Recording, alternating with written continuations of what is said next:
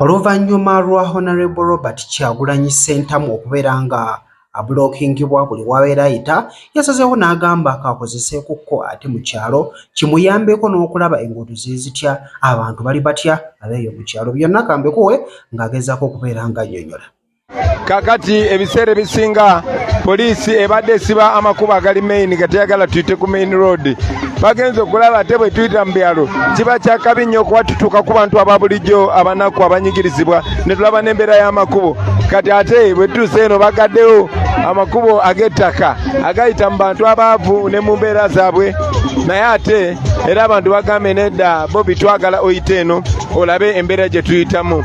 So ekyo kyongera obalaga abantu nti muyina amaanyi okutuuka yonna gye mwagala okutuuka bwe muba temumenye mateeka nga temukozeseza ffujjo, naye bwe musitandinga faamu ne mugamba kino kye twagala ne mugamba tugenda kuyita wano, lazima mujja kuyitawo. Kino kitulage nti tulina obusobozi obukyusa embeera yonna.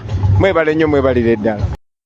Ng'ate nkuggyeko katono awo ye Bebe Cool avuddeyo n'abeera ng'akompeyalinga ku bantu bano Mayanja family saako ne Bobi Wine mu by'okuyimba, kwegamba avuddeyo n'alaga nti w'amaanyi nnyo. Byonna kambikuwe obeere ng'ate obyewulirirako.